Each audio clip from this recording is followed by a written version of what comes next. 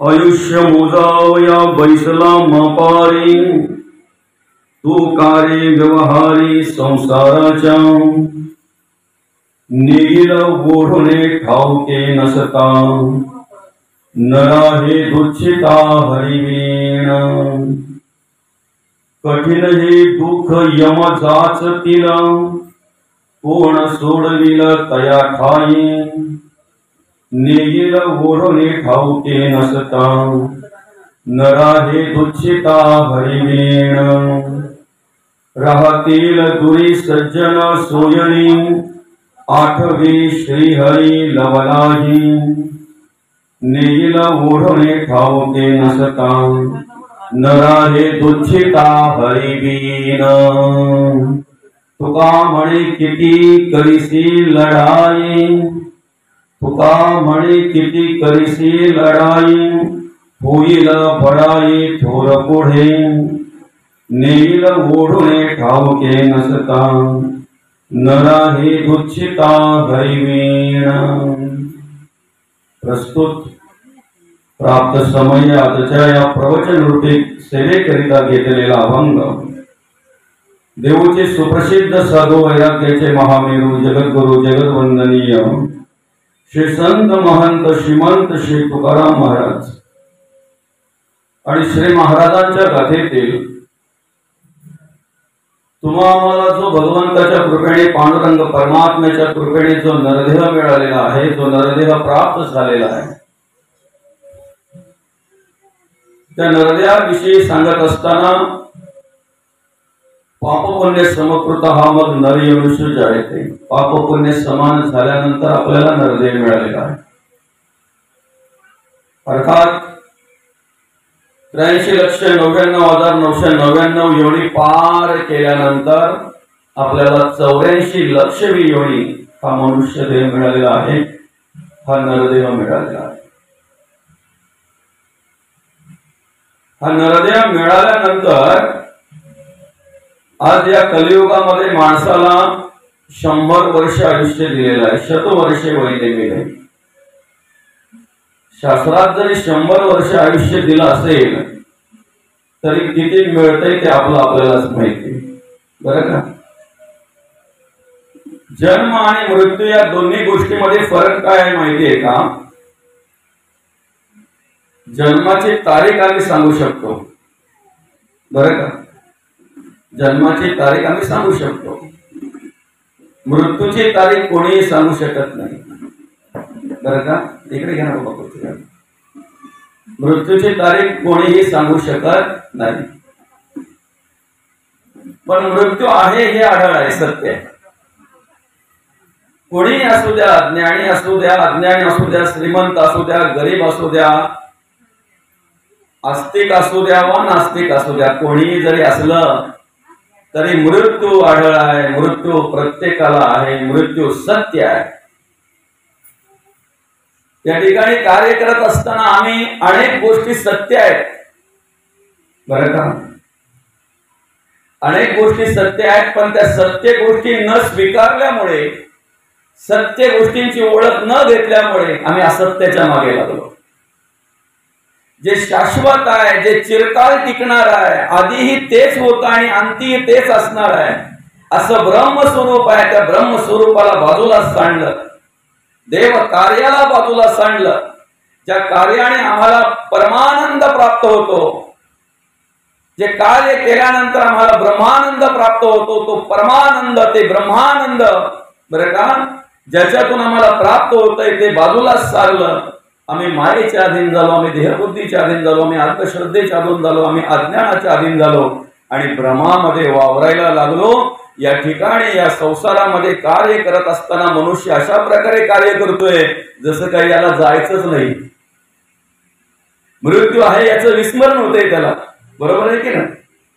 आणि म्हणून तो 25-50 वर्षाच्या नंतरचा प्लॅनिंग करत असतो ना, बरं का. बसल्या बसल्या लोक आपल्याला तिथल्या तिथं मारून टाकतात. तुम्ही मेल्यानंतर तुमच्या बायकोला, तुमच्या पोरांना अमुक अमुक मिळेल, बरं का. त्याच्याही पुढे बसल्या बसल्या आपल्याला सांगतात असं असं आहे, हे तुम्ही 20 वर्ष जर अशा पद्धतीने पैसे भरलेत तर तुम्हाला तुमच्या वयाच्या 60 वर्षानंतर ज्या पद्धतीने पेन्शन असते त्या पद्धतीने पेन्शन चालू होईल। हे सगळं करावं करू नये असं नाही, कारण आपल्या अन्न वस्त्र आणि निवारा ह्या गरजा जर आपल्याला पूर्ण करायच्या आहेत तर त्यासाठी आपण 4 पैसे कसे येतील त्यासाठी प्रयत्न करायलाच पाहिजेत ना बाबा, बरोबर आहे की नाही? पण जो विचार आपण करतो की 60 वर्षानंतर मी खायला राहीन, 60 वर्षानंतर मी असणार, हा विचार आपला चुकीचा आहे, याला भ्रम म्हणतात। आणि या भ्रमामध्ये वावरणाऱ्या माणसासाठी पहिल्या चरणामध्ये जगद्गुरु तुकोबा त्याला ओळख करून देतात। काय म्हणतात जगद्गुरु तुकोबा? आयुष्य मोजावया बैसला मापारी, आहे की ना? आम्ही आयुष्य मोजतोय वाढदिवसाने आयुष्य मोजतोय आम्ही, बरं का? खरं तर वाढदिवस नसतो, तो आमचा घट दिवस असतो। काय असतो आपला? घट दिवस। आता मला 43 वर्ष पूर्ण झाल्यात आणि जर समजा 43वा वाढदिवस मी साजरा करायचा ठरवला तर तुम्ही सांगा ना, 43 वर्ष माझ्या आयुष्यात ते वाढले का घटले? बरं का? 43 वर्ष माझ्या आयुष्यातले घटले, राहिले किती? तुम्ही सांगू शकत नाही आणि मी सांगू शकत नाही। रात्रीच्या वेळी डोळे मिटलेले, झोपण्यासाठी डोळे मिटलेले सकाळी उघडतीलच, सकाळचा उगवता सूर्य आपण पाहूच एवढं सुद्धा कोणी गॅरंटीने सांगू शकत नाही। जे आयुष्य आपण मोजत नाही, ज्या आयुष्याची गणना आपण करत नाही, जरी आपण करत नसलो तरी मापारी मोजायला बसलेला आहे। आयुष्य मोजावया बैसला मापारी, तू का रे व्यवहारी संसाराचा व्यवहार करता करता दादा या संसार प्रपंचामध्ये गुंतून राहता कधी येईल आणि आपल्याला घेऊन जाईल पत्ताही लागणार नाही। नेईल ओढून ठाऊके नसता, म्हणून न राहे दुच्छिता हरिविना, आहे की नाही? मावशी साधं उदाहरण आहे बघा, आपण माहेरी जातो, बरं का? सोमवारी ते आपल्याला माहेरी सोडून येतात आणि सोडल्याबरोबर काय सांगतात माहितीये का? शुक्रवारी तुला घ्यायला येतो, हा सांगतात की नाही? शुक्रवारी तुला घ्यायला येतो। मला सांगा, ती मावशी सोमवारी माहेरी गेल्यानंतर तिच्या तोंडामध्ये एकच शब्द असतो, काय? शुक्रवारी ते मला घ्यायला येणार आहे। मग शेजाऱ्यांकडे गेलं तरी ती त्याच बोलत असते, मावशीकडे गेली गावात असेल तर तिच्याकडे गेल्यानंतर ती त्याच बोलत असते। कोणी विचारो वा न विचारो पण ती काय बोलते? शुक्रवारी ते मला घ्यायला येणार आहे। पहिल्या दिवसापासून तिला माहिती असताना सुद्धा जर ती बाई शुक्रवारी तो घ्यायला आल्यानंतर मोबाईल विसरून जात असेल तर सांगा ना, 4 दिवसात तिने काय तयारी केली? जायची तयारी करायला पाहिजे की नाही? तिला माहिती की नाही शुक्रवारी मला घ्यायला येणार आहे। शुक्रवारी न्यायला आल्यानंतर जर समजा ती बाई एखादी वस्तू जर तिथे माहेरला विसरून जात असेल आणि तिला घरी गेल्यानंतर त्या गोष्टीची आठवण होत असेल, बाई अमुक वस्तू मी विसरले का, तिथे एवढी आठवण केली, घेऊन जाईल, पण नेमका निघताना मला तिची आठवणच आली नाही। आपला विषय असा आहे की माहेराहून सासरी जाताना आपल्याला आधी 4 दिवस माहिती असताना सुद्धा जर काही गोष्टी आपल्या राहून जातात, इथे तर काही काळ पण आपल्याला माहिती होत नाही। काय मौली? म्हणून मानलेलं आहे, नेईल ओढून ठाऊके नसता, न राहे दुच्छिता हरिविना, कठीण हे दुःख यम जाचतील, कोण सोडविल तया ठाई। यमाचा जाच असा आहे ना, तो जर आपण ऐकला, वाचला, अंगाचे शहारे उभे राहतात, असा यमाचा जाच आहे। एवढा त्रास आहे पाप कर्माला, वाईट कर्माला, पुढे गती काय आहे याचा उल्लेख सगळ्या शास्त्रांमध्ये केलेला आहे मौलिक, बरं का? सगळ्या शास्त्रांमध्ये केलेला आहे, सगळ्या पुराणांमध्ये केलेला आहे। कारण शास्त्र आणि पुराण हे वेदातूनच निर्माण झालेले आहेत ना। ऋग्वेद, यजुर्वेद, सामवेद आणि अथर्ववेद ह्या 4 वेदापासून बाकीचे उपवेद निर्माण झालेले आहेत। गंधर्व शास्त्र असेल, आयुर्वेद असेल, धनुर्वेद असेल, मंत्रशास्त्र असेल, हे सगळे कसे निर्माण झालेले आहेत? त्या 4 वेदापासून निर्माण झालेले आहेत। 18 पुराणांचा जरी आपण विचार केला, 6 शास्त्रांचा जरी आपण विचार केला आणि आता जे आपण श्रुती स्मृती ज्या काही म्हणतोय त्या सगळ्यांचा विस्तार जो आहे, सगळ्यांची निर्मिती जी आहे ती त्या वेदापासून निर्माण झालेली आहे। म्हणून आपण कुठल्याही शास्त्राचा जरी अभ्यास केला तरी पाप कर्माला तीच गती ठेवलेली आहे. पापाचं फळ ते दुःखच ठेवलेलं आहे. पुण्य जर तुमच्याकडून घडत असेल तर पुण्याचं फळ ते सुख ठेवलेलं आहे, सुख सांगितलेलं आहे. आणि म्हणून मेल्यानंतर काय जाच होतो, मेल्यानंतर माणसाला काय अवस्था प्राप्त होते, त्यापेक्षा या कलियुगामध्ये ज्या ठिकाणी आपण ती कर्म करतोय ना, त्याच ठिकाणी त्याच वेळेला भोगायला येतात हे मात्र निश्चित आहे. म्हणून सांगितलेलं आहे, कठीण हे यम जाच, कठीण हे दुःख यम जाच, तिला कोण सोडविल तया ठाई. मग आयुष्यभर ज्यांच्यासाठी आपण सगळं काही करतोय ना, त्यापैकी कोणीही शेवटी सोडवायला येत नाही, कोणीही नाही, कोणीही नाही. म्हणून राहतील दुरी सोय रे सज्जने, सज्जन सोय रे आठवी श्री हरी लवलाई. मग जगद्गुरु तुकोबा म्हणतात, तुका म्हणे किती करीशी लढाई, किती धावपळ करशील रे बाबा, किती धावपळ करशील, जोपर्यंत शक्ती आहे तोपर्यंत धावशील. क्षीण झाल्यानंतर ज्या वेळेला वृद्धाप काळामध्ये तुला काही होणार नाही अशा अवस्थेत एखाद्या कोपऱ्यात जेव्हा बसशील ना, त्यावेळेला घरातलीच बोलतील आमचा म्हातारा आता काही कामाचा राहिला नाही. बरोबर, खरंय का खोटं? आमचा बाबा आता काही कामाचा राहिला नाही. आणि कामाचा राहिला नाही म्हणून माणसं, घरातली मुलं बाल त्याच्याकडे दुर्लक्ष करतात. अशी 100 उदाहरणं तुम्हाला दाखवेल मी.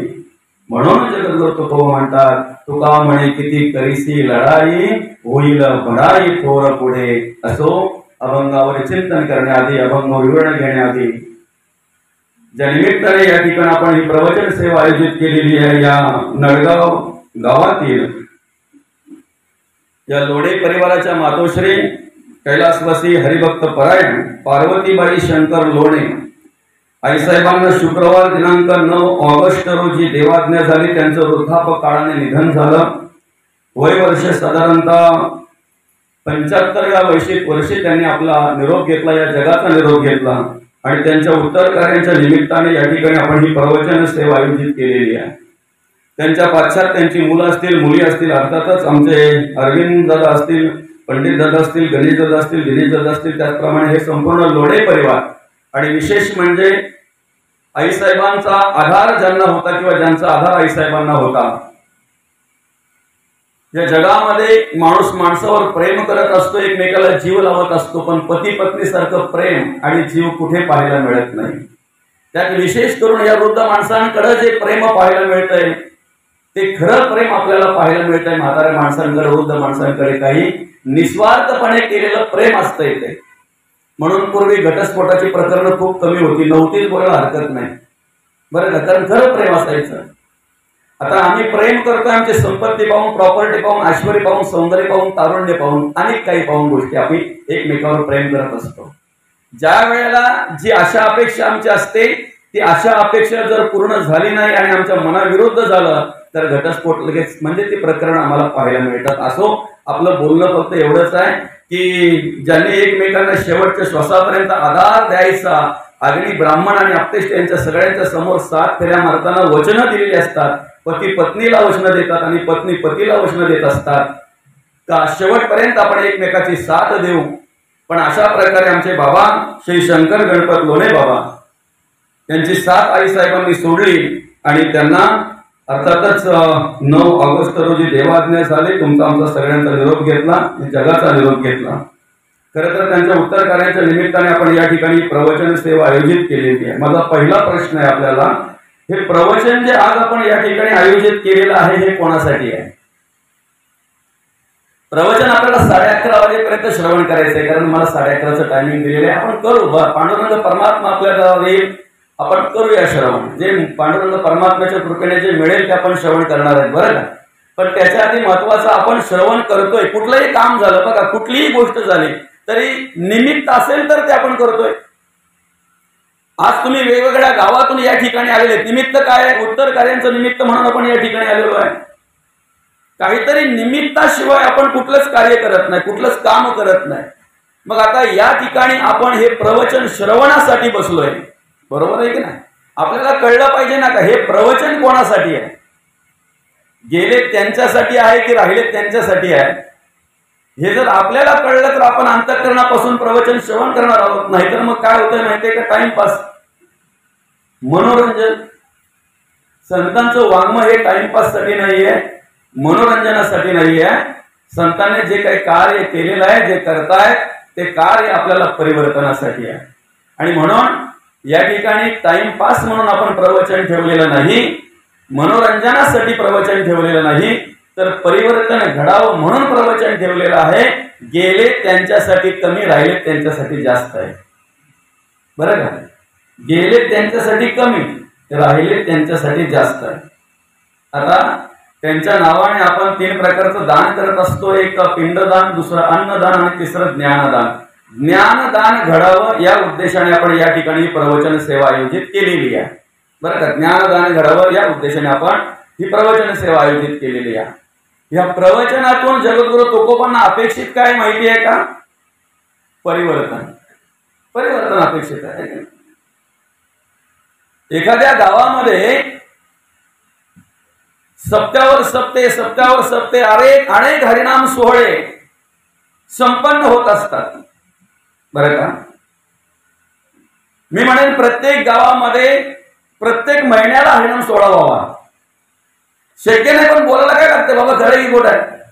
प्रत्येक गावामध्ये प्रत्येक महिन्याला हरिनाम सोहळा व्हावा. पण आपण जे आयोजित करतोय की नाही त्याच्यामध्ये परिवर्तन किती घडतंय, पहिला याचा विचार करायला हवा. परिवर्तन किती घडतंय. आजही जर आमच्या माळ रानावर तरुण पोरं जी संध्याकाळच्या वेळेला प्यायला बसतात, त्यांच्यात जर वाढ होत असेल तर आम्ही कुठेतरी चिंतन करायला पाहिजे. आम्ही कुठेतरी शोधायला पाहिजे की आज गरज कसली आहे, कसली गरज आहे आज. आज जर आमच्याच गावातल्या, आमच्या शेजारचे 20-20, 25-25 वर्षाची पोरं नको ते व्यसनाधीन होऊन जर आत्महत्या करत असतील तर आम्ही विचार करायला पाहिजे आज कशाची गरज आहे. परिवर्तन घडवण्यासाठी, परिवर्तन घडण्यासाठी आधी अंतःकरणपूर्वक विचार केला पाहिजे की आम्ही खऱ्या अर्थाने अंतःकरणपूर्वक संतांचे विचार अंतःकरणामध्ये घेतले पाहिजे. आता हे बोलण्याचा उद्देश काय माहितीये का, ज्यांच्या उत्तर कार्यांच्या निमित्ताने आपण या ठिकाणी ही प्रवचन सेवा आयोजित केलेली आहे ना, या माणसांच्या बद्दल जर बोलायचं झालं, सांगायचं झालं तर अतिशय हालाकीची परिस्थिती, अतिशय जी परिस्थिती असेल त्या पद्धतीने त्यांनी दिवस काढले. आपल्या मुलांचं संगोपन केलं, आपल्या कुटुंबाला सांभाळलं व्यवस्थितरित्या, सरळ काही त्यांच्यावर चांगल्या प्रकारे संस्कार केले. आज आम्ही अधिक करून पैशाचा विचार करतोय, संपत्तीचा विचार करतोय, प्रॉपर्टीचा विचार करतोय, पण संस्कारांचा विचार कोणी करत नाही. आणि संस्कारांचा विचार आम्ही करत नाही म्हणून नको त्या प्रकारची क्रिया, नको त्या प्रकारची कर्म आम्हाला आमच्या घरात, आमच्या शेजारी, आमच्या गावात पाहायला मिळतात. याला कारण तेच आहे.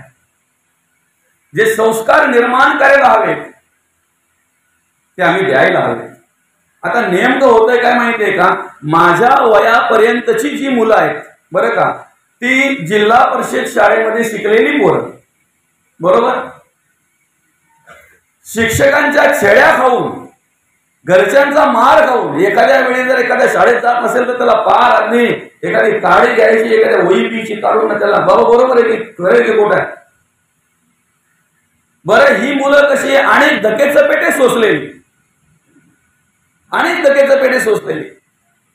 शाळेत गेला नाही म्हणून बापाने मारावं, आईने मारावं, मारत मारत त्याला शाळेत न्यावं. त्याने मधल्या सुट्टीमध्ये घरी येऊन परत त्याच आईकडे जेवण मागावं, त्याच बापाच्या कुशीत जाऊन अगदी आनंदात राहावं. कधी राग धरला नाही, कधी अधिक विचार त्या गोष्टीचा केला नाही, झालं ते होऊन गेलं. एखाद्या वेळी जर आमच्याकडून काही अभ्यास झाला नसेल तर शिक्षकांनी मारावं, छडीने मारावं, हाताने मारावं, त्याला कान पिळावे, त्याला वनवा करून ठेवावा. जे काही असेल ती, जी शिक्षा असेल ती. मला बोलण्याचा उद्देश एवढाच आहे की हे सगळे धके चपेटे सोसल्यामुळे आम्ही घडलो, आम्ही वाढलो, आम्हाला समाजाचं ज्ञान झालं, समाजात कशा प्रकारे जगावं, कशा प्रकारे वागावं हे त्याच्यातून आम्हाला कळलं. आज पोरं कुठे थोडीफार खाती पेती होत्यात नाही होत्यात तर पहिले आपण कुठे पाठवतो त्यांना. माझं म्हणणं असं नाही की तुमची पोरं शिकली नाही पाहिजेत, उदंड शिकावीत, चांगल्या प्रकारे शिकावीत, बरं का. पण जे कार्य या वृद्ध माणसांनी केलं धर्माचं, जे कार्य या वृद्ध माणसांनी केलं धर्माच्या संस्कृती टिकवण्याचं, वाढवण्याचं, घडवण्याचं, ते कार्य आपण किती करतो याचा विचार करावा. लहान शिशू मोठा शिशू होता तो होता, आता प्ले ग्राउंड काढलं म्हणजे त्याच्या आधी नेऊन पोरं टाका तिथे. एक फक्त विचार करा, त्या मुलांना आई वडिलांचं किती सानिध्य राहतंय, आई वडिलांच्या ताब्यात किती राहतात, ते किती ऐकतात आई वडिलांचे. सकाळपासून जो मुलगा शाळेमध्ये जातो संध्याकाळपर्यंत त्या शाळेमध्ये राहतोय, संध्याकाळी घरी आल्यानंतर त्याच्या हातामध्ये मोबाईल असतो. जेवणाच्या वेळी सुद्धा एकीकडे मोबाईल ठेवून तो जेवत असतो. आईचं प्रेम, आईचा जिव्हाळा, आईची माया, बापाचं प्रेम, बापाचा जिव्हाळा, बापाची माया, बापाचे संस्कार, आईचे संस्कार, आईचं मार्गदर्शन, बापाचं मार्गदर्शन राहिलंय का फक्त अंतःकरणामध्ये आपल्या विचारा? राहिलंय का? मग थोडं कुठे जीवनामध्ये काही घडलं की हीच मुलं जाऊन आत्महत्या करतात. त्याला कारण काय? आम्ही निर्माण तशी केली ना, आम्ही तशी घडवली, आम्ही तशी वाढवली, त्यामुळे आज नको त्या प्रकारची परिस्थिती आम्हाला पाहायला मिळते.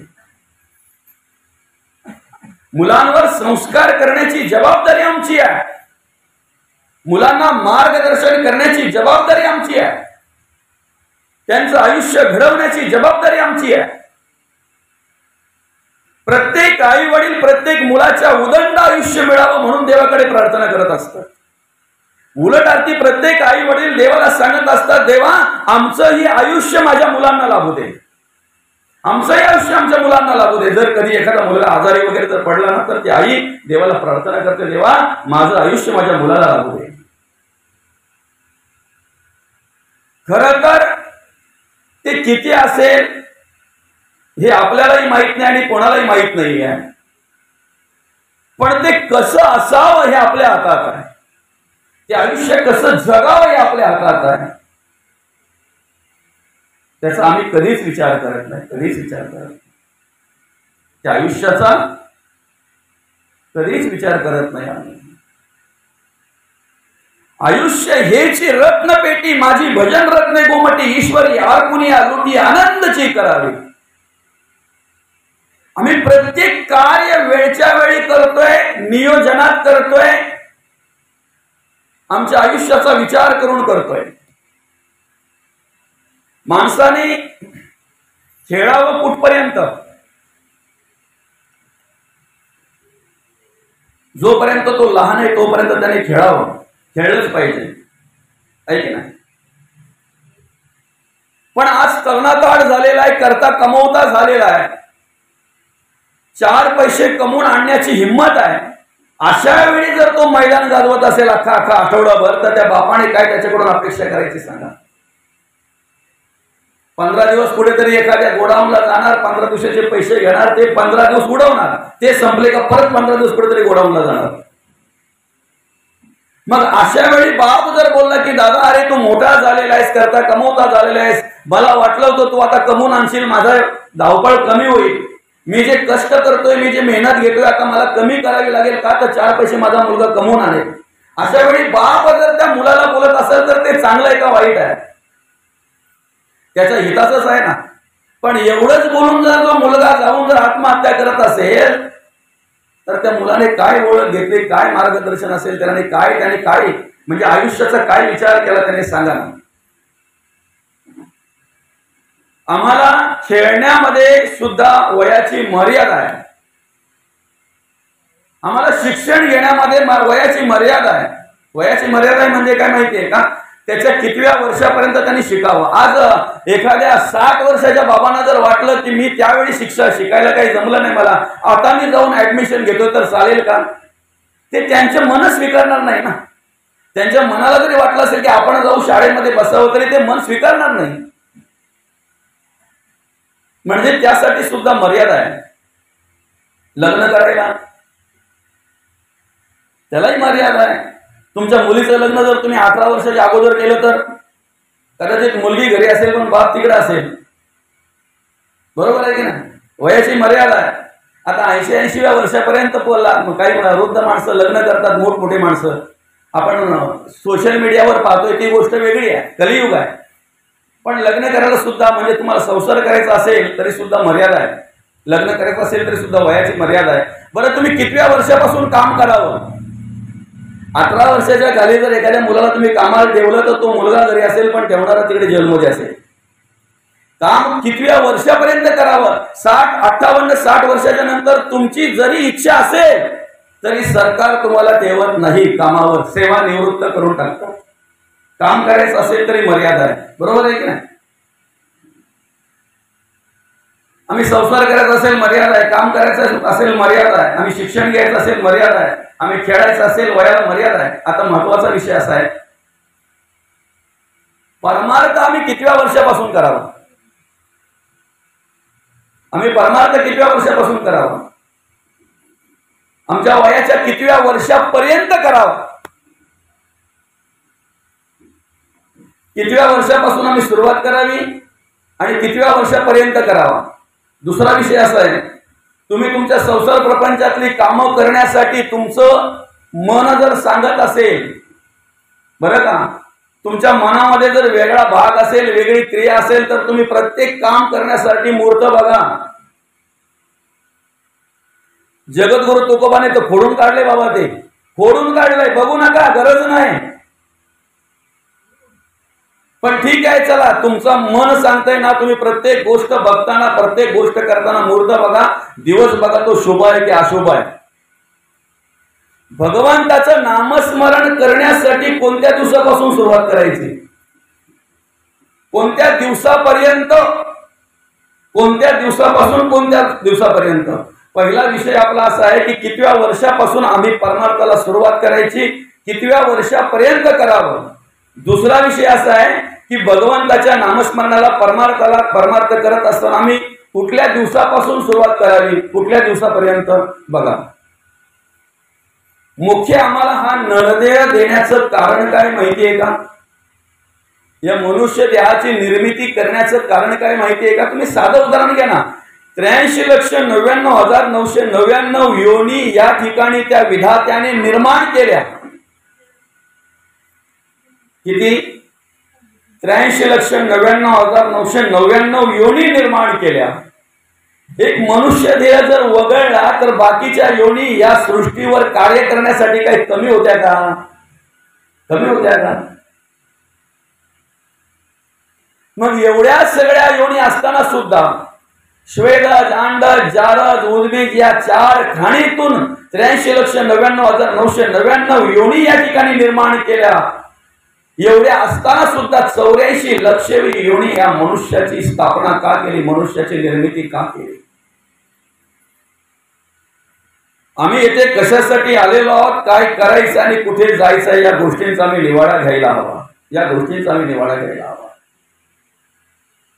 एखादा बाजारामध्ये गेलेला आहे, रोज सकाळी उठतो, खडवलीमध्ये जातो, फिरतो, संध्याकाळ झाली की घरी येतो.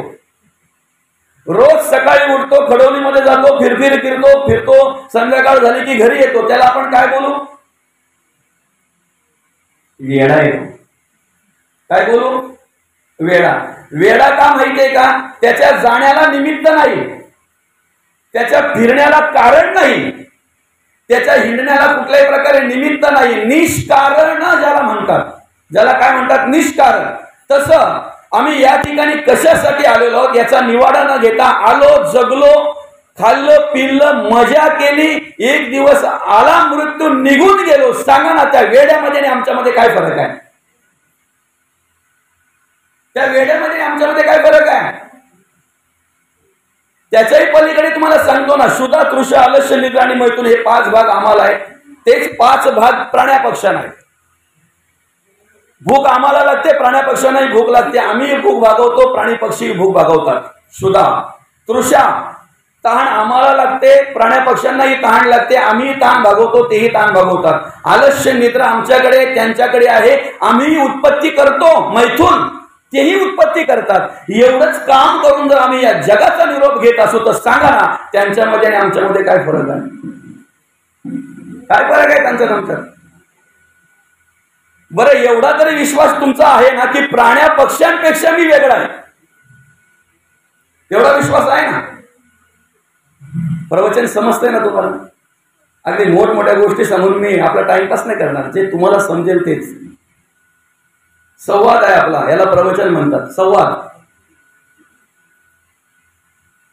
सगळ्यांपेक्षा वेगळा नरदे आहे, मनुष्य जे आहे, एवढा तरी विश्वास आपला आहे ना? पाहिजे ना. उभ्या करण्याचा निर्माण केला, विशेष बुद्धी दिली, जगण्याचं स्वतंत्र दिलं, परा पश्चिंती मध्यम आणि वैखरी 4 वाचा दिल्या. हे सगळं दिलंय ना भगवंताने आपल्याला. आर्थिक, कायिक, वाचिक, मानसिक 4ही प्रकारची शिल्लक आपल्या बरोबर दिलेली आहे. हे सगळं दिलेलं आहे देवाने आपल्या बरोबर. मग विश्वास पाहिजे ना आपला की ह्या 83,99,999 योनींपेक्षा वेगळा आहे. मग तो का वेगळा आहे, कशासाठी दिलेला आहे, याचा विचार आपण केला पाहिजे. याची ओळख करून देत असताना बोधले महाराज म्हणतात, आलासी कोठोनी जासी कवण्या रेखाया. बघा, आपण आपल्या आयुष्यामध्ये कशाचा विचार करावा. आलासी कोठोनी जासी कवण्या रेखाया, घर दार नोहे तुझे अवघी लटकीच माया. सावध होई बापा काळ लागला मापा, प्रपंची गुंतू नको पाय बुडत असे पापा. त्रिकुट कोसल्याने घर सायास केले, दोन्ही द्वार लिंपोनिया आत गुंतो गुंतो मेले. मोठमोठे साधू संत तेने सायास केले, प्रपंची राहुनिया मन नाही गोविले. वेद शास्त्र पुराणे हाका मारिती लोका, गाफील निजताना काळ देईल धोका. म्हणून बोधले म्हणे तुम्ही हरिनाम जपा, लक्ष 84च्या तेडे चुकतील खेपा. आपला विषय काय माहितीये का? आम्ही कुठून आलेलो आहोत, काय करायचं आहे आणि कुठे जायचं आहे. नरदेह सगळ्यांपेक्षा वेगळा आहे. आमचं कर्तव्य काय आहे, आम्ही काय केलं पाहिजे याचा पहिला विचार आम्ही करायला हवा. म्हणून आम्ही कुठून आलेलो आहे याची ओळख करून देताना जगद्गुरु तुकोबा म्हणतात, आम्ही वैकुंठीचे वासी. आम्ही वैकुंठीचे वासी. कोणत्या कारणाशी आलो आम्ही? इथे येण्याचं कारण काय? कशासाठी आलोय आम्ही इथे? आलो याची कारणाशी. आता याची कारणाशी म्हणजे काय? जगद्गुरु तुकोबांनी काय काम केलं? फरक काय माहितीये का? जे आमच्या अंतःकरणात आहे ना, जे आमच्या मनात आहे ना, ते संतांच्या मनात कधीच नव्हतं. आमच्या मनात जे आहे ना, ते संतांच्या मनात कधीच नव्हतं. आणि जे संतांच्या मनात आहे, अंतःकरणात आहे, ते आम्हाला आमच्या अंतःकरणामध्ये उतरवायचं आहे, घ्यायचं आहे. म्हणून हे प्रवचन आहे. म्हणून हे प्रवचन आहे. आम्ही संसार करत असताना आमचाच संसार सुखाचा व्हावा, शेजाऱ्याचा संसार सुखाचा व्हावा असं प्रामाणिकपणे कोणालाच वाटत नाही. संसारिक माणसाला कोणालाच नाही. जरा कुठे त्याची प्रगती झाली की लगेच आमच्या मनामध्ये विचार येतोय, पैसा आला कुठून, काय केलं, कोणाला लुबाडलं. एखाद्याने एखाद्या क्षेत्रामध्ये जर अतिशय चांगल्या प्रकारे वाटचाल केली असेल आणि खऱ्या अर्थाने त्या ठिकाणी जर त्याची चांगल्या प्रकारे प्रगती झाली असेल, तर ती प्रगती पाहून आमच्या मनामध्ये काय विचार येतो हे ज्याचं त्याने विचार करा, हे इथून सांगण्याची गरज नाही. आमच्या मनात काय आहे, आमच्या अंतःकरणामध्ये काय शिस्त आहे याचा विचार आम्ही करायला हवा. जे आमच्याकडे आहे ते संतांकडे नव्हतं. काय म्हणतात जगद्गुरु तुकोबा?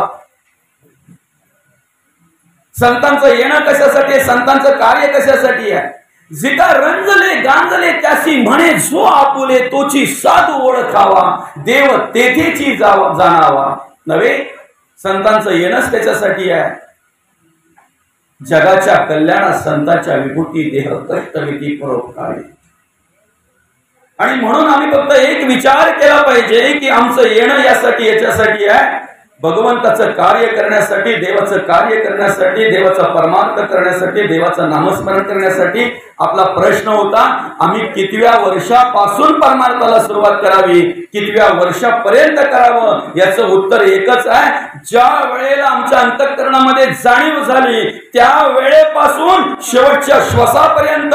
म्हणून जगद्गुरु तुकोबा, म्हणून माऊली म्हणतात, रिकामा अर्ध घडी राहू नको, रिकामा अर्ध घडी राहू नको. म्हणजे आम्ही आमच्या घरात असलो तरी काय करायला पाहिजे? नामस्मरण करायला पाहिजे. आम्ही भांडी घासताना सुद्धा काय करायला पाहिजे? नामस्मरण करायला पाहिजे. आम्ही कपडे धुवत असताना सुद्धा नामस्मरण करायला पाहिजे. आम्ही शेतात असो, बांधावर असो, माळावर असो, आम्ही रानात असो, कुठेही जरी असलो तरी अखंड आणि अखंड काय केलं पाहिजे? नामस्मरण केलं पाहिजे. आम्ही या संसारामध्ये फक्त जर गुंतून राहिलो ना, या प्रपंचामध्ये जर मी गुंतून राहिलो ना, तर मग म्हणतात, त्रिकुट कोसल्याने घर सायास केले, दोन्ही द्वार लिंपोने या आत गुंतो गुंतो मेले. मग सांगा ना तुम्ही, संसार सोडून, घरदार सोडून, एकांतात जाऊन भगवंताचं नामस्मरण करणारे वेडे होते का? वेडे होते? माणसाला ते वैराग्य निर्माण होत आहे, बरं का भाऊ, बरं का काका, माणसाला ते वैराग्य येत आहे, पण कधी माहितीये का? जोपर्यंत घरामध्ये त्याच्या मनासारखं चाललंय ना, तोपर्यंत त्याला घर सुटत नाही. बायको त्याच्या शब्दाच्या पलीकडे जात नाही, पोरं त्याचं ऐकतात, वेळेवर सगळं काही मिळतंय. तोपर्यंत जर त्याला सांगितलं ना का गावात सप्ताह यायचं, त्याचं उत्तर काय असतं माहितीये का? आपल्याला देवाने काय कमी केलंय? म्हणजे जे जातात त्यांना कमी आहे म्हणून जातात का? उत्तर काय त्याचं? आपल्याला देवाने काय कमी केले, आपण काय जावं? ठीक आहे, असू दे, हरकत नाही. जो कधीही कुठल्या हरिनाम सोहळ्याला जात नाही, कुठल्या सप्त्याला जात नाही, कुठल्या कीर्तनाला नाही, कुठल्या प्रवचनाला नाही, नवे नवे मंदिरामध्ये कुठली मूर्ती आहे, कशा प्रकारची मूर्ती आहे, तेही ज्याला आतापर्यंत माहित नाही. तुम्हाला सांगू का, घरामध्ये ज्या वेळेला बायको पोरा त्रास देतात ना, अशा मंडळी वृद्धपणी मंदिराची पायरी सोडत नाही.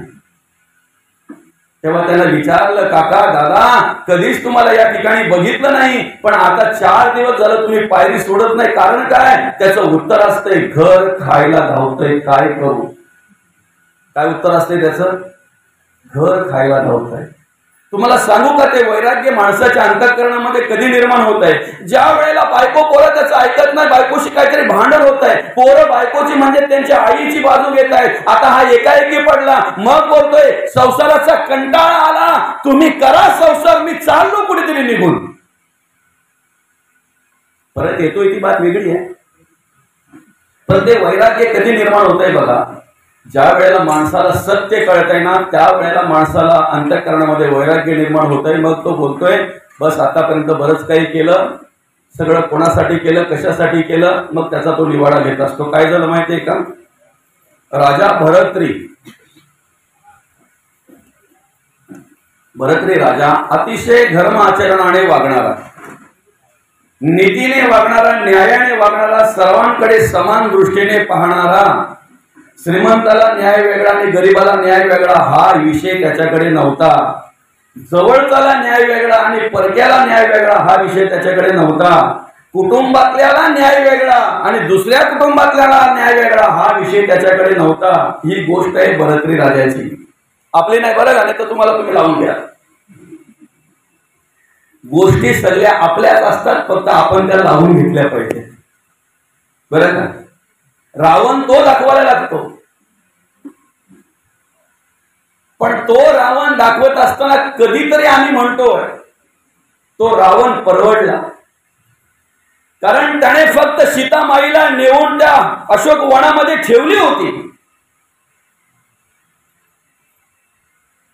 आज बदलापूरची घटना जर आपण बघितली, एवढ्या राक्षसी वृत्तीचा माणूस झालेला आहे की ज्या आई बहिणीला माझ्या त्या गोष्टीची जाणीव नाहीये, अजून तिला कळत नाहीये, अजून त्या पाखराला पंखही फुटलेला नाहीये. हिम्मत तरी कशी होते रे या राक्षसी वृत्तीच्या माणसांची? आणि ही राक्षसी वृत्तीची माणसं त्यावेळेला एक रावण होता रे. आज गल्लो गलीमध्ये गावात गावात रावण आहेत अशा आसुसलेले आणि हलकट वृत्तीचे. त्यांना उपमा तसली तरी कसली द्यावी. कदाचित रावण म्हणावं तर त्या रावणाला राग येणार. मी दशग्रंथी ब्राह्मण होतो, 4 वेद मुखोद्गत होते, सीतामाईला नेहमी पण स्पर्श केला नाही.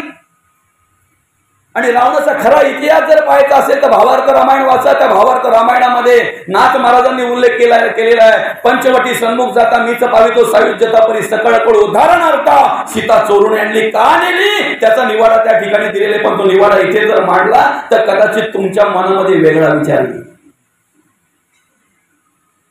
माझा म्हणण्याचा उद्देश फक्त एवढाच आहे की त्यावेळेला एक रावण होता. आज राक्षसी वृत्तीची माणसं गावागावामध्ये आणि गली गलीमध्ये आहेत. अशा राक्षसी वृत्तीच्या माणसांच्या तावडीतून जर आमच्या आई बहिणींची जर आम्हाला आबरू वाचवायची असेल, आमच्या आई बहिणींचं जर रक्षण करायचं असेल, मी म्हणेन उद्यापासून तुमच्या मुलीच्या दप्तरामध्ये एक तेजस्वी असा सुरा द्या. ज्या वेळेला असे नराधम येतात ना, त्यावेळेला त्यांना पब्लिकच्या ताब्यात इकडे तिकडे जाऊ देऊ नका. तिथेच काय करायचं ते करा. खरं त्यावेळेला छत्रपती शासन चालू होईल. आणि हे भिकारी विचाराचे 12-12 तास अशा तक्रारी स्वीकारत नाही. त्या आई वडिलांना बिचारांना काय 7-8 तास बसून ठेवले होते. त्यांनी काय वाटलं असेल त्यांच्या अंतःकरणामध्ये. हा उद्रेक जो येतो त्याचाच आहे, त्याचाच उद्रेक आहे. प्रवचन कशासाठी आहे? फक्त देवदेव करायला? कशासाठी आहे प्रवचन? कीर्तन कशासाठी आहे? 1 तास झाला, 2 तास झाला, जरासं हसून झालं का झालं, आमचं प्रवचन संपलं, आमचं कीर्तन संपलं. हसण्यासाठी, मनोरंजनासाठी आहे. त्याच्याकडे पाहण्याचा दृष्टिकोन आमचा वेगळा आहे. जगद्गुरु तुकोबांनी समाज प्रबोधन घडावं, समाजामध्ये परिवर्तन घडावं म्हणून गाथा ठेवलेली आहे. किती परिवर्तन घडले आपल्यामध्ये? काय करतोय आपण? एक वर्षभरामध्ये मूर्ती रूपाने आमच्या घरी गणपती येतोय. आमच्या घरात शिकलेली पोरं आहेत, संस्कृत व्यवस्थित वाचू शकतात, तरी सुद्धा आम्ही भटांची वाट बघत असतो, ब्राह्मणांची वाट बघत असतो. बघू नये असं माझं म्हणणं नाहीये. पण एका ब्राह्मणाला 10 गावं असतात, एका गावामध्ये 50 गणपती असतात. होतात का? उपलब्ध होतात सगळ्यांकडे? होतात का उपलब्ध? नाक दिसतो आम्ही, नाक काही करा पण या. मग आमची पोरं फक्त काय हल्ली गाजवा तेवढंच कॉन्ट्रॅक्ट दिले का त्यांना? नेत्यांचा बॅनर लावायचा, नेत्यांचा वाढदिवस साजरा करायचा, हल्दी गाजवायच्या, लग्नाच्या टायमाला हार घालताना नवरदेव उचलाचा, कोणी पद्धत काढली रे? मैदान गाजवायची तिकडे पोराई. कशासाठी आमची पोरं? प्रत्येकाला अधिकार आहे पूजा करण्याचा. देवाची पूजा कुठल्याही वर्णातला, कुठल्याही धर्माचा माणूस करू शकतो. कुठल्याही वर्णातला माणूस करू शकतो. फक्त अंतःकरणाने पवित्र पाहिजे, तो मनाने स्वच्छ पाहिजे. का आम्ही आमच्या देवाची पूजा करू शकत नाही? विचार करा. प्रत्येकाने ते कार्य आपल्या मुलांकडे सोपवा, त्यांना मार्गदर्शन करा, केलं पाहिजे. आणि उद्या त्याची गरज लागणार आहे आपल्याला, नक्कीच 100% गरज लागणार आहे. मी कोणाच्या विरोधात बोलत नाही, कुठल्या जातीच्या, कुठल्या वर्णाच्या विरोधात बोलत नाही, अजिबात नाही. पण बाकीच्या सगळ्या ठिकाणी जर आमची पोरं दिसतात, व्यसन करायला कोण पुढे असतंय? कुठल्या समाजातली पोरं आहेत व्यसनी? त्यांच्या समाजातले बाकीचे जे काही असे वर्ण आहेत बाबा, त्यांच्यातला एकही तुम्हाला व्यसनी माणूस दिसणार नाही, एकही नाही. दिसतील का त्यांची पोरं अशी नाक्यावर बसलेली संध्याकाळच्या वेळेला? आमची कुठं दप्तर टाकला नाही टाकला, कुठे बॅग कामाची टाकली नाही टाकली, का चालली नाक्यावर? कशासाठी रे? अख्खा गावाचा सर्वे करायला. अरे तेवढा वेळ बसा ना, ग्रंथ वाचा ना, तेवढा वेळ पोथ्यांच्या पुस्तकं वाचा ना, संस्कृत वाचा ना. का तुम्ही तुमच्या घरातल्या देवाची तुम्ही पूजा करू शकत नाही? पण नको ते धंदे आम्हाला सुचतात. जे करायचं ते करत नाही आम्ही, जे करायचं ते करत नाही. आणि म्हणून जर याच्या पुढे आम्हाला खऱ्या अर्थाने जर आम्हाला धर्म कार्य प्रत्येकापर्यंत पोचवायचं असेल, ते करायचं असेल, आमच्या आई बहिणींची आबरू जर आम्हाला वाचवायची असेल, आमच्या आई बहिणींचं संरक्षण जर आम्हाला करायचं असेल, तर त्यासाठी प्रत्येकाकडे ती जाणीव, ते मार्गदर्शन, ती संस्कार, ती संस्कृती निर्माण केली पाहिजे. निर्माण केली पाहिजे. नको नको ते प्रकार आम्हाला पाहायला मिळतात. मुलगा कितवीला आहे ना हे सुद्धा बापाला माहीत नसतंय. बाप म्हणाल काय याला? मुलगा शाळेत जातोय, कितवीला आहे, कुठल्या वर्गात आहे, कुठल्या शाळेत आहे तेही काही बापाला सांगता येत नाही. आई सोडायला जाते, आई घ्यायला जाते. त्यांच्या घरात वृद्ध माणसं असतील ती सोडायला जातात, ती घ्यायला जातात, बापाला माहीत नाही. ह्या गोष्टीवर बोलण्याची गरज अशी आहे, तुमच्या घरी तुमची पोरं शाळेतून आल्यानंतर तुम्हाला जर फादर बोलत असतील, आमच्या फादरने हे सांगितलंय, आमच्या फादरने हे सांगितलंय, हे फादर ही गोष्ट आणली कोणी रे, कुठून आणली रे? आम्ही गुरुजी बोलतो, गुरुजी या शब्दामध्ये प्रेम आहे, गुरुजी आदर आहे. हे फादर कुठून आणले तुम्ही? हिंदू धर्माची संस्कृती आहे काही. प्रत्येक पालकाने आपल्या मुलाच्या शाळेमध्ये 15 दिवसातून, महिनाभरातून फेरी मारा, जा, काय शिकवतात ते बघा, तुमचं कर्तव्य आहे. जर छत्रपती शिवाजी महाराज शिकवत नसतील, डॉक्टर बाबासाहेब आंबेडकर जर शिकवत नसतील, सावित्रीबाई फुले जर शिकवत नसतील, ज्यांनी या देशासाठी प्राणाची आहुती दिल्या, घरावर तुळशीपत्र ठेवलं, ज्यांनी या देशासाठी रक्त सांडलं, अशा महापुरुषांचा इतिहास जर शिकवत नसतील, मी म्हणेन त्या शाळेत तुमची मुलं ठेवू नका. का ठेवताय तुम्ही? घरी येऊन असा चौकोनी काय त्रिकोणी नमस्कार करायला? ही संस्कृती आपल्या हिंदू धर्माची. आणि ही जबाबदारी कोणाची आहे? कोणाची जबाबदारी आहे?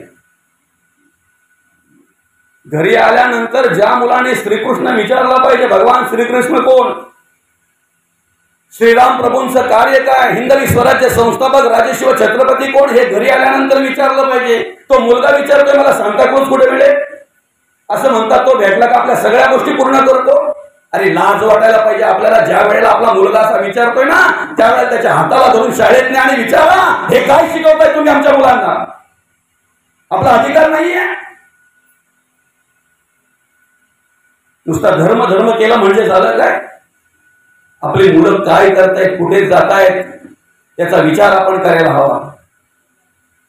ही माणसं शिकली नाहीत का? आपल्या पुढे जी वृद्ध माणसं बसतात ती शाळेत गेली नाही, शिकली नाही, त्यांना वाचता येत नाही.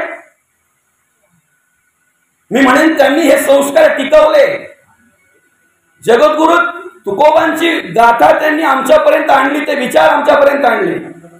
माऊली ज्ञानोबांची ज्ञानेश्वरी टिकवली, ते विचार, ती संस्कार, ती संस्कृती त्यांनी टिकवली, आमच्यापर्यंत, आमच्यासारख्या तरुणांपर्यंत आणली. म्हणून आमच्यासारखे तरुण आज धर्मकार्य करतायत. का बसले तिथे तरुण माणसं, का बसले ती तरुण मुलं या ठिकाणी श्रवणाला? याला कारण म्हणजे वृद्ध माणसांची कृपा आहे आमच्यावर. आमचा अधिकार आहे ना की त्यांनी जे काम आम्हाला लावून दिलंय, त्यांनी जे संस्कार आम्हाला लावून दिले, ते संस्कार आता पुढच्या पिढीपर्यंत नेण्याचं काम आमचं आहे. आम्ही तर नको ते धंदे करत बसलो छोट्या छोट्या गोष्टींसाठी. बाबा अरे या माणसावर अनेक प्रकारची संकट आली रे, पण त्यांनी कधी धर्म सोडला नाही, कधीच नाही. आयुष्यात कधी धर्म सोडायचा विचार केला नाही. आज एवढी दरिद्री विचाराची माणसं आम्हाला समाजामध्ये पाहायला मिळतात. छोट्या छोट्या गोष्टींसाठी धर्म परिवर्तन करणारी माणसं आम्हाला पाहायला मिळतात, धर्म सोडणारी माणसं पाहायला मिळतात समाजामध्ये. आमच्या जवळ गावात शेजारी अशा काही गोष्टी आम्हाला पाहायला मिळतात की इतर धर्माची लोक येऊन आमच्या लोकांना जेवायला घालतात, त्यांच्या आशा अपेक्षा असतात, ते विचारतात, त्यांना तुटपिंज काहीतरी देतात आणि धर्म परिवर्तन करायला लावतात. त्यांना तुम्हाला दाखवतो तर असे कितीतरी गोष्टी दाखवतोय.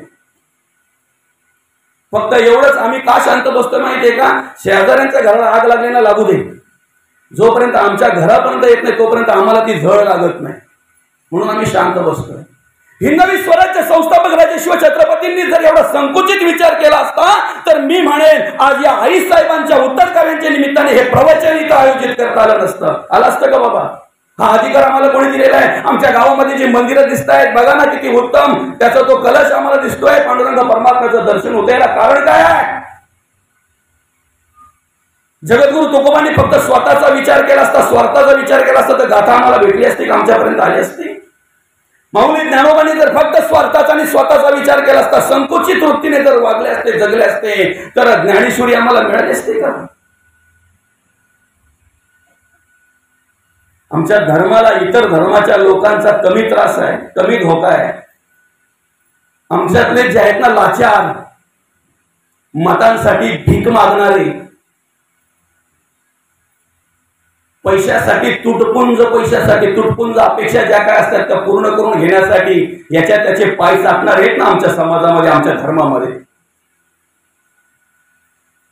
स्वतःचा धर्म विकणारे असे कितीतरी उदाहरणं आहेत ना. त्याला कारणीभूत आमचे तरुण.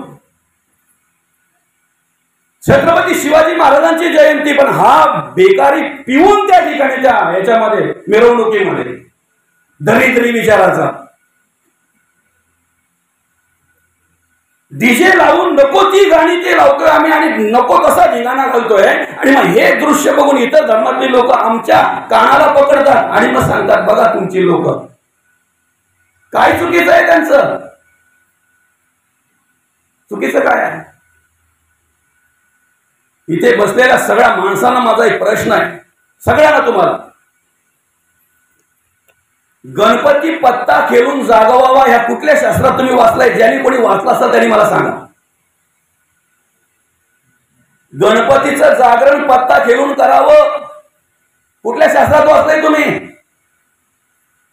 आहे का कोणी अभ्यासू माणूस इथे की त्यांनी शास्त्रामध्ये वाचलंय गणपती तुम्हाला जागवायचा असेल तर पत्ता खेळा म्हणून? पहिला प्रश्न असा आहे, गणपती जागवा हे कुठल्या शास्त्रात आहे? गणपती जागवा नाही, गणपती तुमच्या घरी आल्यानंतर जागरण करा हे शास्त्रात आहे. पत्ता खेळून जागरण करा नाही. त्याचे गुणगान गा, त्याचं स्तवन करा, त्याचं नामस्मरण करा, आनंद वाटेल त्या देवाला. काय अवस्था असते. 4-4, 5-5 दिवस घराचं तोंड बघत नाही बाबा. उद्ध्वस्त होतात, बर्बाद होतात 4-5 दिवसामध्ये काही लोक. देव आल्याचं हे फळ आहे का? देव घरी आल्याचं हे फळ आहे? धर्माचं कार्य आम्ही करतोय ना, फक्त आम्हाला बहाणा पाहिजे, कसं तरी आमची मौज मजा करण्याचे बहाणे आम्ही शोधतोय बस. आम्हाला कशा उड्या मारता येतील, आम्हाला कसं आमचं मनोरंजन करता येईल एवढा फक्त आम्ही विचार करतोय. याच्या व्यतिरिक्त परमार्थ कुठे आहे? कशाला परमार्थ म्हणतात? भक्ती कशाला म्हणतात? महिलांनी पुरुषांनी एकत्र उड्या मारणे म्हणजे परमार्थ झाला, भक्ती झाला, ब्रह्मानंद झाला तो. शास्त्रामध्ये तर असं सांगितलेलं आहे, आता ते काय बोलावं, सगळ्या गोष्टी बोलायच्या गरज नाहीये. स्त्रीच्या नुसत्या डोळ्यामध्ये स्पर्शामध्ये, अरे 1400 वर्ष तपश्चर्या करणाऱ्यांना कामाला लावलं त्यांनी. आपण कोण आहेत रे? माळ घेतली का दूध उतू जातो त्या पहिले याला कळतंय, बाईला नाही. नामस्मरणाला बसला या आणि तिथूनच आवाज येतो, ए दूध उतू गेला तर ती बोलते माझा नवरा सर्वज्ञ झाला काय? एवढ्या लांबून समजलं त्याला. सर्वज्ञ न झाला, त्याला आवाज आला. माळ घेतली का मग आम्हाला आठवतं, हे सुनबाईला सांगते ती कालचालीच्या ताईकडे जा ना, तिने 2 आचेर पीठ न्यायला बघ. आता विसरलो होते, बरी झाली आठवण तरी. आता परत माळ ठेवले, आठवण होणार नाही. 1400 वर्ष तपश्चर्या करणाऱ्यांना त्यांनी कामाला लावले. आपण कोण आहेत? आपण त्यांच्या पुढे? धर्म कार्य करताना आम्ही अधर्म करतो याचा विचार करा. गणपतीच्या मिरवणुकीमध्ये त्या गणपतीच्या मूर्तीचं विसर्जन ज्या वेळेला असते त्यावेळेला काय करतोय आम्ही? शांताबाई, कांताबाई, आला बाबूराव, मयूर डॉन, गणपतीला बोलतोय तो. म्हणून आम्हाला ओरडून सांगावं लागतंय पुढच्या वर्षी लवकर या. कशाला लवकर या? खऱ्या अर्थाने त्या मूर्तीच्या पुढे जर आम्ही नामस्मरण केलं, स्तवन केलं, चांगल्या प्रकारे त्या ठिकाणी भजन अर्चन पूजन जर केलं तर आम्हाला सांगावं लागणार नाही बाप्पा परत या, लवकर या, पुढच्या वर्षी. देव म्हणेल अरे मी मूर्ती रूपाने जरी चालू असेल ना तरी निर्गुण रूपाने, विचाराच्या रूपाने सतत तुझ्या घरातही विसरू नको. पण आम्हाला ओरडून सांगावं लागतंय, कारण आमची कर्मच काय असतात, आमचे विचार काय असतात. आरत्या बोलतोय आम्ही गणपतीच्या, एकाचा कुठं नाही, एकाचा कुठं ना. त्यात दुसरा विषय काय माहितीये का? कडवा बदलाची वेळ आली का आमचा थुका गेला टाइम तोच येतो, कारण पुढचा कडवा माहित नसतो ना. तुम्ही सुरू करा मग आम्ही सुरुवात करतो नंतर. काय बाबा खरं हे गोड आहे. आणि आमचा विश्वास कोणावर जास्त? जो आम्हाला पूजा शिकवतो त्याच्यावर जास्त विश्वास आमचा. तो ज्या बोलल त्या मग त्याने कुठेही वनवा लावावा, आम्ही पण वनवा लावून मोकळा होतो, बरं का? आणि बरेचशांच्या आरतीमध्ये आज पण वनवा लागतो. बरेचसे म्हणजे ज्यांचं आयुष्य गेला आरत्या बोलून, त्यांच्या आरतीमध्ये अजून वनवा लागतो बाबा. बरं, आमच्यासारखी मंडळी जर चार चौकात सांगायला लागली तर माऊली काय बोलतील माहितीये का? हा सगळ्या विधी करतो म्हणून आता त्यांना टोचायला लागलाय. अरे आपण काय करतो हे आपल्याला कळायला पाहिजे. आरती करणं म्हणजे देवाचं स्तवन करणं, बरं का? आपण एखादा पाहुणा घरी आल्यानंतर त्याला पहिले बसायला देतो, पाय धुवायला देतो, त्याचा व्यवस्थितरित्या पूजन म्हणजे व्यवस्थितरित्या पाहुणचार करतो. तसं देव घरी आल्यानंतर आपण षोडशोपचार पूजा करतो त्यांची. षोडशोपचार पूजा म्हणजे पाद्य पूजेपासून ते साष्टांग नमस्कारापर्यंत सगळं आलं.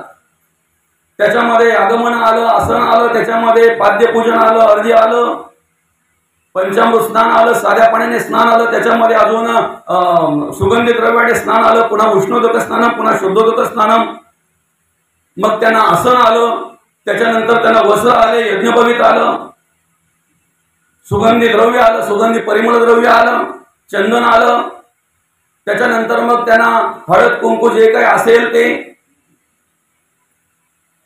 त्यांना दुर्वा, बिल्वपत्र, ऋतुकालोद्भव पुष्पम, फुलं अर्पण केल्यानंतर मग त्या ठिकाणी त्यांना नैवेद्य आला, जे असेल ते गुळखोबऱ्याचं नैवेद्य गणपतीला. नैवेद्यानंतर मग धूप, दीप, तांबूल, दक्षिणा, प्रदक्षिणा आणि साष्टांग नमस्कार इथपर्यंत त्यांची पूजा आहे. षोडशोपचार पूजा म्हणतात त्याला, बरं का? आपण रोज करतो ना देवाला अगरबत्ती लावून, ती पंचोपचार पूजा धावती पळती, याला षोडशोपचार पूजा म्हणतात. ही पूजा झाल्यानंतर आपण आरती करतो. आरती म्हणजे देवाची स्तुती, स्तवन. पाहुण्यांना एकदा सगळं काही दिलं, पाहुणे बसले निवांत झाले की आपण त्यांची काय करतो? स्तुती करतोय ना. तसं देवाची आम्ही स्तुती करतोय आरती म्हणजे. मग ती योग्य झाली पाहिजे ना. पाहुण्यांना जर तुम्ही उलटे सुलटे बोलले तर थांबाल का? पण तो थांबतो, ही त्याची आमच्यावर कृपा आहे. काय बाबा, बरोबर आहे की ना? आम्ही उलट्या सुलट्या आरत्या बोलून पण देव थांबतो, ही त्याची आमच्यावर कृपा आहे. कारण देव सगळं सहन करतोय, देव सगळं पोटात घालतोय. गणपतीच्या आरतीतली दुसरा कडवा आहे. कदाचित पहिला कडवा आपला व्यवस्थित बोलतोय आपण म्हणून या ठिकाणी सांगत नाही. दुसरा कडवा जो आहे, लंबोदर पितांबर, फणीवर बंधना, वंदना नाही, वंदना घरी, फणीवर बंधना. लंबोदर ज्याचं पोट मोठं आहे, लंबोदर. पितांबर ज्याच्या कमरेला पितांबर आहे आणि त्या पितांबरावर फणीवराचं बंधन आहे. फणीवर बंधना, सरळ सोंड वक्र तुंड त्रिनयना, दास रामाचा वाट पाहे सदना, सजना नाही सदना, संकष्टी नाही संकटी पावावे, निर्वाणी रक्षावे, सुरवर वंदना. सुरवर सुद्धा ज्याला वंदन करतात असा तो गणेश. महादेवाच्या आरतीतला पहिला कडवा, कर्पूर गौरा भोळा नैनेवी शाळा, अर्धांगी पार्वती सुमनांच्या माळा, विभूतीचे उधळण श्रीकंठनीला, ऐसा शंकर शोभे. 90% लोक बोलतात वनवा लागला, त्यांची चुकी नाही. आम्ही ज्यांच्यावर विश्वास ठेवतो, बरं का, जे पार आत्मविश्वासाने, कॉन्फिडन्स पण किती त्यांचा. आमची पाठ असून आमचा आवाज कमी, पण त्यांचा आवाज एवढा मोठा का तसं काय म्हणजे असो. वनवा लागला म्हणतात, वनवा लागला नाही, उमा वेळाला ऐसा शंकर शोभे. उमा वेळाला, उमा म्हणजे पार्वती, तिच्या जोडीला शंकर शोभतोय. पांडुरंग परमात्म्याची आरती आहे. दुसरा कडवा, धन्य विनुनाथ अनुक्षेत्र पाडा, सुवर्णाची कमळे. तिथं पण वनवा लागला. वन माळा गडा, वनातील माळा गडा, वन माळा गडा. असो, चला ठीक आहे, हरकत नाही. फक्त आपला विषय काय माहितीये का? देवाचं स्तवन करतोय. घालिंगलो टांगणला तर आमची एवढी उचलापड होते, कोणी काही बोलून मोकळं होतं, काही बोलून मोकळं होतं. मी तुमच्या पायाला नतमस्तक करून सांगतो, तुमच्या आरत्या जर पाठ नसतील ना तर पुस्तक घेऊन वाचा, देवाला आनंद वाटेल. त्यात तुमची कमीपणा अजिबात नाही, त्यात काही कमीपणा आहे. पुस्तकं घ्या, वाचा, पुस्तकं घेऊन बोला तुम्ही, काही कमीपणा नाहीये. बोलणं सुरळ बोलण्यापेक्षा, नको ते बोलण्यापेक्षा सरळ बोला ना. आपला विषय असा आहे की धर्माचं कार्य करता करता आम्ही अधर्म करतो हेच आम्हाला कळत नाही. धर्माचं कार्य करता करता फक्त निमित्त असतंय ते देवाचं कार्य, पण देवाच्या नावात चोरांचा बाजार काय चाललाय बघा ना. परवा घडलेली ती हकीकत, त्या मंदिरामध्ये त्या माझ्या ताईचं बिचारीचं काय अपहरण केलं, त्या ठिकाणी अत्याचार झाला, काय सगळं पाहायला मिळतंय. मंदिरातली पवित्रता जर तुम्हाला पाळायची असेल तर त्या ठिकाणी त्याच पद्धतीची कर्म, त्याच पद्धतीचं कार्य झालं पाहिजे. आमच्या गावाच्या लफरी मिटवाला आम्ही मंदिरात, बरं का. म्हणून अखंड एक विचार केला पाहिजे की मंदिराचं पवित्र जर आपल्याला पाळायचं असेल, टिकवायचं असेल तर त्या ठिकाणी भगवंताचं स्तवन झालं पाहिजे, स्तुती झाली पाहिजे, अखंड भगवंताचं नामस्मरण झालं पाहिजे. भरतरी राजा होता, धर्माचरण करणारा होता, नीतीने वागणारा होता, सगळ्या प्रजेला समान न्याय देणारा होता. त्या राजवाड्यामध्ये ज्या वेळेला एक साधू पुरुष गेला, त्यावेळेला त्या साधू पुरुषाने बाबा तिथली जी प्रजा बघितली ना, अगदी आनंद मस्त सुखामध्ये राहणारी सगळी प्रजा, आनंदात राहणारी प्रजा. त्या साधूलाही खूप आनंद वाटला, अरे ही प्रजा जर एवढी सुखी आहे, आनंदी आहे, राजा कसा असेल. कारण आपण म्हणतो ना, राजा तशी प्रजा, राजा तशी प्रजा. प्रजा जर एवढी सुखी आनंदी आहे तर राजा कसा असेल. आणि त्या राजाची भेट घेतली त्या साधू पुरुषाने. ज्या वेळेला राजाला बघितलं त्यावेळेला ते तेज आणि पाहिजे ना तेज, जो पांडुरंग परमात्म्याच्या कृपेने आणि त्याच्या आज्ञेने राहतो ना, त्याच्या चेहऱ्यावर तुम्हाला मरगळ कधीच पाहायला मिळणार नाही, कधीच नाही. दुसरं सांगू, ज्याच्या अंतःकरणामध्ये नम्रता आहे त्याचा चेहरा तुम्हाला जेव्हा बघाल तेव्हा हसता पाहायला मिळेल. अहंकाराने भरलेला गंभीर असतो, समजलं का नाही समजलं असा काही त्याला काही फरकच नाही त्याला. बरं, अहंकाराने जो भरलेला असतो ना, याला काय येतं, याच्यापेक्षा जास्त मला येतं. बऱ्याच गोष्टी बोलण्यासारख्या आहेत, पण तिकडे आपल्याला जायचं नाही. कारण आपल्याला व्यवस्थितरित्या जे परिवर्तन होईल अशा पद्धतीने आपल्याला, जेणेकरून पांडुरंग परमात्म्याचं जे काही चांगलं असेल ते आपल्याला सांगायचं आहे, चांगल्या गोष्टी ज्या काय असतील त्या सांगायच्या आहे. त्या साधूने ज्या वेळेला त्या राजाला बघितलं त्यावेळेला त्या साधूला सुद्धा आनंद वाटला. त्याचं ते तेज, त्याचं ते तारुण्य, त्याचं ते राहणं, वागणं, जगणं अगदी परमार्थिक, धार्मिक विचाराचा, नीती न्यायाने जगणारा, नीती न्यायाने वागणारा, सगळ्यांना समान न्याय देणारा तो राजा. साधूला वाटलं याला उदंड आयुष्य लाभावं, हा राजा जसा आहे तसा शेवटपर्यंत राहावा. म्हणून साधूने आपल्या झोळीतलं एक फळ काढला, तो त्या राजाच्या हातावर दिला आणि राजाला सांगितलं, राजासाहेब तुम्ही आता जसे दिसताय ना तसे शेवटपर्यंत सुंदर, तरुण, व्यवस्थित, तुकतुकीत, प्रफुल्लित दिसाल. आणि विशेष म्हणजे हे फळ जर तुम्ही ग्रहण केलं, सेवन केलं तर तुम्हाला उदंड आयुष्य लाभेल. बरं का. राजाने फळ हातामध्ये घेतलं, साधूंना नमस्कार केला. साधू निघून गेल्यावर राजाने विचार केला की खऱ्या अर्थाने हे फळ जर खाल्ल्यानंतर तरुण, सुंदर, टवटवीत, प्रफुल्लित आणि उदंड आयुष्य जर लाभत असेल तर या फळाची खरी गरज माझ्या राणीला आहे. काय बोलला राजा, कारण ती माझी सेवा करते, तिने मला शेवटपर्यंत साथ द्यावा असं जर वाटत असेल, ती जशी आहे तशी तरुण, सुंदर, रूपवान, अशीच्या अशी राहावा असं जर वाटत असेल तर खऱ्या अर्थाने ह्या फळाची गरज कोणाला आहे, राणीला आहे. म्हणून ते फळ राजाने राणीला दिलं. राणीला दिल्यानंतर राणीला सांगितलं, हे फळ खाल्ल्यानंतर तू तरुण राहशील, रूपवान, सुंदर, जशी आहेस तशी टवटवीत, प्रफुल्लित, अगदी व्यवस्थित आणि उदंड आयुष्य लाभेल तुला. राणीच्या हातामध्ये ते फळ पडल्यानंतर राजा तिथून निघून गेल्यानंतर राणीने विचार केला की या फळाची खरी गरज आहे प्रधानाला. कारण राणीचं विशेष प्रेम कोणावर होतं, प्रधानावर होतं. ते फळ प्रधानाला दिल्यानंतर बरोबर जसं राजाने सांगितलेलं तसं राणीने सांगितलं त्या प्रधानाला फळ खाल्ल्यावर काय होईल. त्यावेळेला तो प्रधान आतमध्ये विचार करायला लागला, अंतःकरणामध्ये विचार करायला लागला की खऱ्या अर्थाने या फळाची गरज आहे ती म्हणजे त्या प्रधानाचं प्रेम होतं एका वेश्येवर. ते फळ ज्या वेळेला त्या वेश्येच्या हातामध्ये प्रधानाने दिलं आणि सांगितलं तू तरुण राहशील, रूपवान राहशील, सुंदर राहशील, तुला उदंड आयुष्य लाभेल, त्यावेळेला त्या फळाकडे बघितल्यानंतर त्या वेश्येच्या डोळ्यामध्ये अश्रू आले. प्रधान गेल्यानंतर ती विचार करायला लागली, मी या घाणीमध्ये पडलेली आहे, नाईलाज असतो माझ्या उदरनिर्वाहासाठी नको ती पाप कर्म करतोय, खऱ्या अर्थाने मी उलट देवाला प्रार्थना करते, देवा मला लवकर नाही लवकर उचल, माझा मृत्यू लवकर येऊ दे, कारण किती दिवस ही घाण करायची, मी किती दिवस ही अधर्माची कर्म करायची. आणि मग त्या वेश्येने विचार केला, जर हे फळ खाल्ल्यानंतर तो माणूस जर तरुण राहत असेल, प्रफुल्ल राहत असेल, त्याला जर उदंड आयुष्य जर लाभत असेल, तो व्यवस्थित सौंदर्यवान जर राहत असेल, तर खऱ्या अर्थाने या फळाची गरज आहे माझ्या राजाला. आणि ती वेश्या निघाली, राजाकडे आली, राजाच्या हातामध्ये तो फळ दिला, राजा फळाकडे बघत राहिला, पाहत राहिला. ती वेश्या सांगते, राजा साहेब हे फळ खाल्ल्यानंतर काय होणार आहे, पण राजाचं लक्ष नव्हतं. राजा फक्त विचार करत होता, हे फळ मी राणीला दिलेलं, हे वेश्याकडे आलं कसं. आणि ज्या वेळेला तपास काढला राजाने, त्या वेळेला त्याच क्षणी त्याला पश्चातापच झाला. त्याच वेळेला त्याने आपला बारका भाऊ विक्रमादित्य